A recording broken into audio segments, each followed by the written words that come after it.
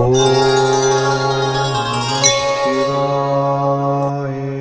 குரு பிரம்மா குரு விஷ்ணு குருதேவோ மகேஸ்வரக குரு சாட்சாத் பரபிரம்மா தஸ்மை ஸ்ரீ குரவே நமக. நேயர்களுக்கு யோக பிரதாவின் வணக்கங்கள். வாழ்வில் எல்லோரும் எல்லா வளமும் பெற்று வாழ வேண்டும். குரு பயிற்சி பலன். குரோதி ஆண்டு இந்த 2024 ஆங்கிலம் அப்படின்னு சொல்லும்போது, தமிழ் அப்படின்னும் போது குரோதி ஆண்டு. இதுல குரு பயிற்சி சித்திரை மாசம் குரு பயிற்சி ஆகுது. சித்திரை மாசம் 18ஆம் தேதி, மே மாசம் 1ஆம் தேதி. இந்த குரு பகவான் மேஷ ராசியிலிருந்து ரிஷபராசிக்கு இடப்பெயர்ச்சி அடைகிறார். இந்த ரிஷபராசியில் உள்ள கார்த்திகை, ரோகிணி, மிருகசீரிட நட்சத்திரங்களில் குரு பகவான் பயணம் செய்வார். இந்த குரு பெயர்ச்சியால் 6 ராசிக்காரர்களுக்கு நல்ல பலன் கிடைக்க போகிறது. அது எந்தெந்த ராசி அப்படின்னு பார்க்கலாம். அதற்கு முன்னாடி அன்றைய கோச்சார நிலை என்ன அப்படின்னு பார்த்தீங்கன்னா, மேஷத்திலே பார்த்தீங்கன்னா சூரியன், குரு, சுக்கிரன் இருப்பாரு. அந்த குரு பகவான் பகல் 1 மணிக்கு ரிஷபராசிக்கு செல்கிறார். சுக்கிரனும் அங்க இருக்கார். அதே மாதிரி கன்னியில் கேது, அன்னைக்கு சந்திரன் மகரத்துல இருக்கார். கும்பத்தில் சனி பகவானும், மீனத்தில் அங்காரக பகவானும், ராகுபவ புத பகவானும் அன்றைய கோச்சார நிலையில சஞ்சாரம் செய்கிறார்கள். சரி, 6 ராசிக்காரர்கள் அப்படின்னு சொல்லும்போது எந்தெந்த ராசிக்கு அப்படின்னு பார்த்தீங்கன்னா, மேஷம், ரிஷபம், மிதுனம், கடகம், சிம்மம், கன்னி. இந்த 6 ராசிக்காரர்களுக்கு என்ன பலன் கிடைக்க போகிறது அப்படின்றத பார்க்கலாம். ஷார்ட் அண்ட் ஸ்வீட்டா சொல்லிடுறேன். ஏன்னா நான் ரொம்ப பேசினாலும் எல்லாருக்கும் போர் அடிக்கும். நம்ம முதல்ல ஸ்ட்ரெயிட்டா என்ன பலனுக்கு போயிடலாம். மேஷ ராசி அன்பர்களுக்கு பார்த்தீங்கன்னா, குரு பகவான் உங்கள் ஜென்ம ராசியிலிருந்து விலகி 2ஆம் வீடான தனம், குடும்பம், வாக்கு, கல்வி, கண் இது சார்ந்த இடத்துக்கு செல்ல போகிறார். அப்ப என்ன ஆகும்? வாக்குவன்மை அதிகரிக்கும், பேச்சிற்கு மதிப்பு கூடும், சொன்ன சொல்லை காப்பாற்றக்கூடிய வாய்ப்பு ஏற்படும், பண வருமானம் பல வழிகளிலும் வரும், கடன்கள் அத்தனையும் தீரும். குருவின் பார்வையால் உத்தியோக உயர்வு, புதிய தொழில் அமையும், வேலை விஷயமாக எடுக்கும் புதிய முயற்சி வெற்றி கிடைக்கும், பொன்னையும் பொருளையும் அள்ளித்தரப் போகிறார் குரு பகவான். குடும்பத்தில் சுபகாரியம் நிறைவேறும், தடைகளெல்லாம் நீங்கி திருமணம் சிறப்பாக நடைபெறக்கூடிய ஒரு வாய்ப்பும் ஏற்படுத்தும் இந்த குரு பெயர்ச்சி. இந்த குரு பெயர்ச்சி நல்லது நடக்க போகிறது. இத்தனை காலமாக ஜென்மத்தில் இருந்த இந்த 1 வருட காலமாக இருந்த குரு பகவான் நல்லதும் கெட்டதும் இணைந்து நடந்து கொண்டு இருக்கிறது. இனிமேல் உங்களுக்கு 2ஆம் இடத்திற்கு வரும்போது நன்மையே நடக்கும். பயன்படுத்தி கொள்ளுங்கள். நன்றி. அன்பார்ந்த ரிஷபராசி நேயர்களே, இந்த குரு பெயர்ச்சி உங்களுக்கு எப்படி இருக்கும்? உங்கள் ராசிக்கு லாபஸ்தானமான அதிபதி குரு பகவான், அஷ்டமாதிபதியும் அவரேதான். ஓராண்டு காலம் உங்கள் ஜென்மத்தில் அமரப்போகிறார். உங்கள் ராசிக்கு குரு பகவான் 8க்கும் 11க்கும் அதிபதியான இவர் ஜென்மத்தில் அமர்ந்து கேதுவை பார்வையிடுவதால் நன்மையை செய்வார். குரு கேது இணைந்தால் கோடீஸ்வர யோகம் தானே. கடனாவது வாங்கி வீடு வாங்குவாங்க, அந்த மாதிரி ஒரு அமைப்பை ஏற்படுத்தும். காரு வாங்குவாங்க, ஏதோ ஒண்ணு ஆகமத்துல பணம் வரக்கூடிய ஒரு தன்மையை குரு கேது இணைவு ஏற்படுத்தும். வீடு நிலம் வாங்கும் யோகம் கைகூடி வரும், திருமணம் கைகூடி வரும், பிள்ளைகளால் நல்ல செய்தி தேடி வரும், கூட்டு தொழில் சிறப்படையும், தெய்வ காரியங்களில் ஈடுபாடு அதிகரிக்கும், வெளிநாடு வேலைக்காக முயற்சி செய்பவர்களுக்கு வெற்றி கிடைக்கும். பண விஷயத்தில் மட்டும் கவனமா இருங்க. பணம் நிறைய வருது அப்படின்னு சொல்லிட்டு செலவை இஷ்டத்துக்கும் பண்ணாதீங்க. யாருக்காவது கடன் கொடுக்குறேன், வட்டி கொடுக்குறேன்னு கொடுக்காதீங்க. பணத்தை சேவ் பண்ணுங்க. நன்றி, வணக்கம். அன்பார்ந்த மிதுன ராசி நேயர்களுக்கு குரு பகவான் உங்கள் ராசிக்கு 12ஆம் வீடான விரயஸ்தானத்துக்கு வருகிறார்.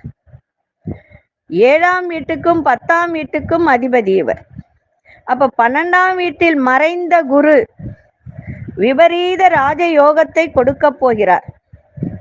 குரு பகவான் உங்கள் ராசிக்கு விரயஸ்தானத்திற்கு இடைப்பெயர்ச்சி அடைந்தாலும் குரு அமர்கிற இடம் உங்களுக்கு விரயஸ்தானம் என்றாலும் உங்களுக்கு விபரீத ராஜயோகத்தை தருவார்.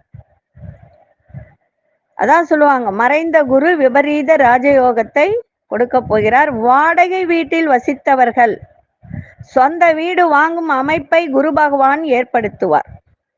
இது நாள் வரை கடன் தொல்லையில் இருந்தவர்களுக்கு நிவர்த்தி கிடைக்கும். கணவன் மனைவி இடையே வெற்றி கிடைக்கும். குடும்பத்தில் சந்தோஷம் ஏற்படும். குரு பகவான் மறைஞ்சிட்டா ஒன்றும் கிடைக்காதுன்னு சொல்லுவாங்க. ஆனால் அதுலேயும் ஒரு நன்மை இருக்கு. ஏன் சொல்லுங்க? 4ஆம் இடத்தை 5ஆம் பார்வையா பார்க்குது இல்லையா? 4ஆம் வீடு சுகஸ்தானம் தானே. 4ஆம் இடம் வண்டி வாகனம் தொழில் தாய் சுகம் எல்லாமே. அப்ப அந்த இடத்தை பார்க்கும்போது இத்தனையும் கிடைக்கக்கூடிய ஒரு தருணத்தை இவை ஏற்படுத்துவார். நம்ம முயற்சி செஞ்சு அதை பயன்படுத்தி கொள்ள வேண்டும். நன்றி. அன்பார்ந்த கடகராசி நேயர்களே, சித்திரை மாசம் 18ஆம் தேதி மே மாசம் 1ஆம் தேதி குரு பகவான் உங்கள் ராசிக்கு லாபஸ்தானமான 11ஆம் வீட்டிற்கு வரப்போகிறார். நினைத்தது எல்லாம் நிறைவேறும். யோகங்கள் கைகூடி வரப்போகிறது. 8ஆம் வீட்டில் சனி பகவான் இருந்தாலும் அதை பற்றி கவலைப்பட வேண்டிய அவசியமில்லை. 8ஆம் வீட்டுல திடீர் அதிர்ஷ்டத்தையும் கொடுக்கும் அப்படின்றது ஏற்கனவே நம்ம பார்த்துருக்கோம். ஆரோக்கியத்தை மட்டும்தான் பார்க்கணும். ஆனா இந்த குரு பகவான் லாபஸ்தான வீட்டத்திற்கு வரப்போகும்போது நினைத்தது எல்லாம் நிறைவேறும். யோகங்கள் கைகூடி வரும். வெற்றி மீது வெற்றி வரப்போகிறது. குருவின் பார்வையால் தொட்டதெல்லாம் பொன்னாகும். எதையும் தைரியமாக சமாளித்து வெற்றி பெறக்கூடிய ஒரு தருணம். பூர்வ புண்ணிய ஸ்தானத்தை குரு பார்வையிடுவதால் பிள்ளைகளுக்கு, திருமணம் ஆகாத பிள்ளைகளுக்கு திருமணம் கைகூடி வரும். எதையும் துணிந்து முடிவு செய்வீங்க. லாப குரு தொழில் வியாபாரத்தில் நல்ல லாபத்தை வாரி வழங்க போகிறார். பயன்படுத்தி கொள்ளுங்கள். நன்றி. அன்பார்ந்த சிம்மராசி நேயர்களே, சிம்மராசிக்கு அப்படின்னு சொல்லும்போது அஷ்டமாதிபதியும் அவருதான், பூர்வ புண்ணியாதிபதியும் அவர்தான். 5ஆம் இடத்துக்கு அதிபதி இல்லையா, 8க்கும் அதிபதி. அப்ப அவர் எங்க வரார்? 10ஆம் வீட்டிற்கு பயணம் செய்ய போகிறார். தொட்டது துலங்கும், மண்ணும் பொன்னாகும். பாகியஸ்தானத்திலிருந்து 10ஆம் வீட்டிற்கு வரும்போது பெரிய அளவில் நன்மைகள் செய்வார். ஏன்னா தொழில் ஸ்தானம் இல்லை. சில பேர் சொல்லுவாங்க 10ஆம் இடத்துல குரு வந்தால் நிறைய மாற்றங்கள் ஏற்படும் அப்படின்னு. அது உண்மைதான். அதே மாதிரி மகிழ்ச்சியும் உற்சாகமும் அதிகரிக்கும். திருமணம் சுபகாரியம் நடைபெறும். குரு பார்வையால் பல வழிகளில் பணம் வருமானம் வரும். எதிரிகள் தொல்லை இல்லாமல் போகும். திடீர் அதிர்ஷ்டம் செல்வம் தேடி வரும். கவலைகளும் கஷ்டங்களும் காணாமல் போகும். புதிய தொழில் தொடங்கக்கூடிய ஒரு தருணம் ஏற்படும். சுகமும் சந்தோஷமும் தேடி வரப்போகிறது. வெளியூர் வெளிநாடு செல்லும் வாய்ப்பு உங்களுக்கு தேடி வரும். இதையும் பயன்படுத்தி கொள்ளும். நம்ம ஒரு காற்றுள்ள போதே தூற்றிக்கொள்ள வேண்டும் என்ற ஒரு பழமொழி உண்டு. அதே மாதிரி ஒரு சில விஷயங்கள் நடக்கும்போது நம்ம அதை பயன்படுத்திக்கணும். நன்றி, வணக்கம். அன்பார்ந்த கன்னிராசி நேயர்களே, உங்கள் ராசிக்கு 9ஆம் வீடான பாகியஸ்தானத்தில் குரு பயணம் செய்ய போவதால் அள்ளி கொடுக்க போகிறார். குரு பகவான் உங்கள் ராசிக்கு சுகஸ்தானம் கலத்திரஸ்தானத்திற்கு அதிபதி. அவர் பாக்கியத்தில் அமர்ந்து உங்கள் ராசியை பார்வையிடுவதால் நல்ல ஒரு கோடீஸ்வர யோகம் தேடி வரப்போகிறது. செல்வமும் செல்வாக்கும் அதிகரிக்கும். சில பேர் ஒரு விஷயத்த சொல்லுவாங்க. என்ன அப்படின்னா, கன்னி ராசிக்கும் சரி மிதுன ராசிக்கும் சரி குரு பாதகாதிபதி அப்படின்னு சொல்லுவாங்க. நம்ம அதை பற்றி யோசிக்க வேண்டாம். ஏன்னா குரு 9க்கு வருகிறார். 9ஆம் இடம் நமக்கு பாக்கியஸ்தானம் இல்லையா. 9ல் ஒரு நல்ல கிரகம் இருந்தால் எல்லா பாக்கியமும் நமக்கு கிடைக்கும். அதுபோல செல்வமும் செல்வாக்கும் அதிகரிக்கும். பாக்கியஸ்தான குருவால் உங்கள் சக்தி அதிகரிக்க போகிறது. புகழும் கீர்த்தியும் அதிகரிக்கும். நீண்ட நாட்களுக்கு முன் கடனாக கொடுத்த பணம் உங்கள் வீடு தேடி வரும். மே மாதம் உங்களுக்கு உச்சத்திற்கு போகும் அளவுக்கு உங்களை பார்த்து பலரும் ஆச்சரியப்படக்கூடிய ஒரு தருணத்தை இது ஏற்படுத்தும். அதனால வருகின்ற வாய்ப்பை பயன்படுத்தி கொள்ளுங்கள். சில பேர் வீடு தேடி வாய்ப்பு வந்தாலும் அதை பயன்படுத்த மாட்டாங்க. அதனால இந்த நேரம் இதையெல்லாம் பயன்படுத்தி வாழ்க்கையில் வெற்றி பெறுங்கள்.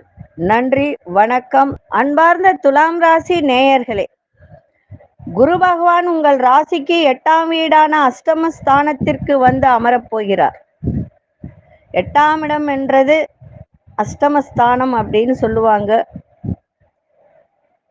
ஒரு பழமொழி சொல்லுவாங்க, என்ன அப்படின்னா, கெட்டவன் கெட்டிடில் கிட்டிடும் ராஜயோகம் அப்படின்னு சொல்லுவாங்க. அதுபோல குரு பகவான் நன்மைகளை அள்ளித்தரப் போகிறார்.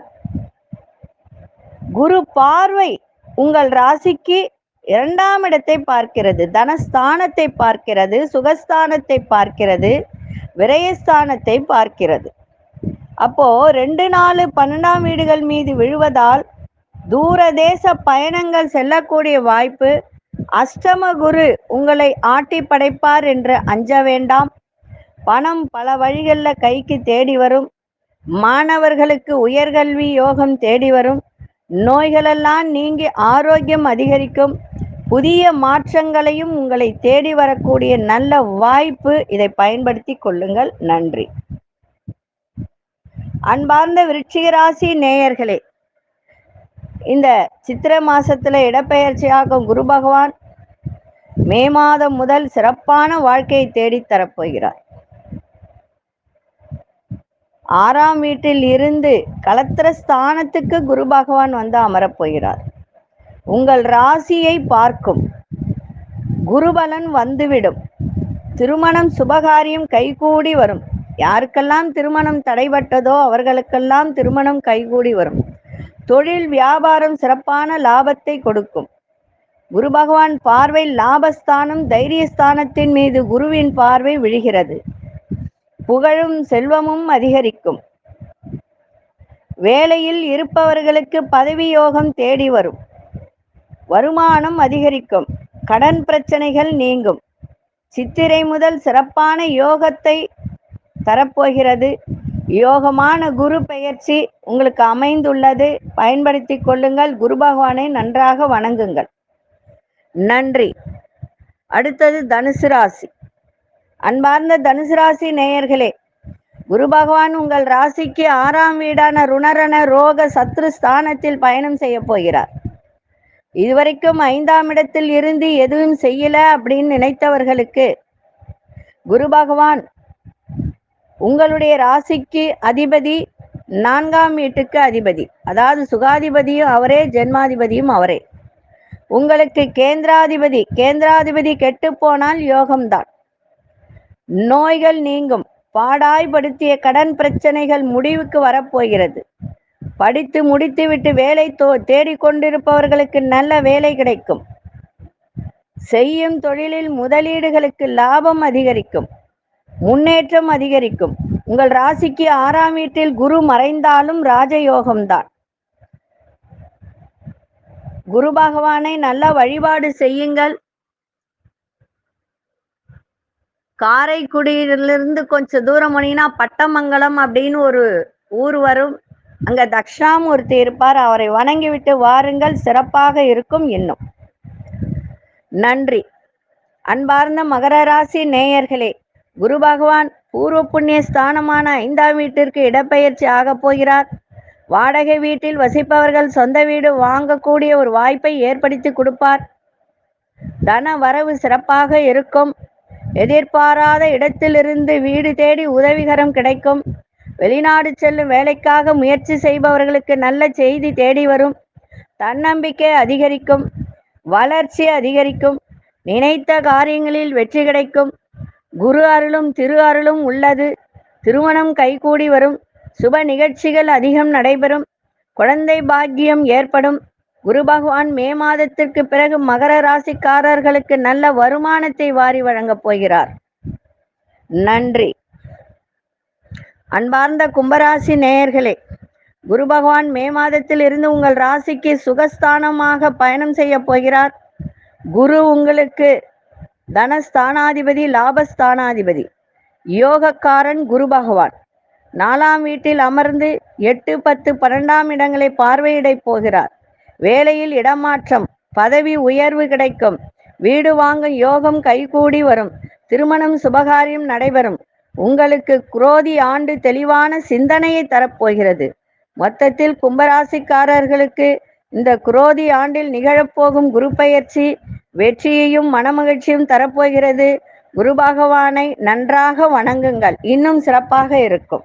நன்றி. அன்பார்ந்த மீனராசி நேயர்களே, உங்கள் ராசிக்கு அதிபதி குரு பகவான். இந்த குரு பகவான் 3ஆம் இடமான தைரியஸ்தானத்தில் பயணம் செய்ய போகிறார். அப்ப தன்னம்பிக்கை அதிகரிக்கும், தைரியம் அதிகரிக்கும், நினைத்தது நிறைவேற்றக்கூடிய ஒரு தருணத்தை ஏற்படுத்தும். இன்னொரு விஷயம் என்னன்னா, எப்பொழுதுமே குரு நின்ற இடத்தை விட பார்வையிடம்தான் சிறப்பு. அப்ப குரு பார்வை கோடி நன்மைகளை தரும் இல்லையா? நீண்ட நாட்களாக தடைப்பட்ட திருமணம் சிறப்பாக நடைபெறும். ஏன்னா மீனராசிக்கு 7ஆம் வீட்டை 5ஆம் பார்வையாக பார்க்கும். திருமணம் சுற்றம் சூழ சிறப்பாக நடைபெறும். இதுவரைக்கும் கணவன் மனைவியிடையே இருந்து வந்த மனத்தாங்கல் எல்லாம் விலகும். மன குழப்பங்கள் நீங்கி மகிழ்ச்சி கிடைக்கும். வெற்றிகள் தேடி வரும். ஏன்னா 7ஆம் இடத்தை குரு 3ஆம் இடம் நின்றது சிறப்பல்லதான், மறைவு அப்படின்னு சொல்லக்கூடிய ஒரு இடமாக இருந்தாலும் தைரியத்தை கொடுக்கும். அதே 7ஆம் வீட்டை 5ஆம் பார்வையாக பார்க்கும். அப்படி 7ஆம் வீட்டை பார்க்கும்போது திருமண தடை ஏற்பட்டவர்களுக்கெல்லாம் திருமணம் நடைபெறும்.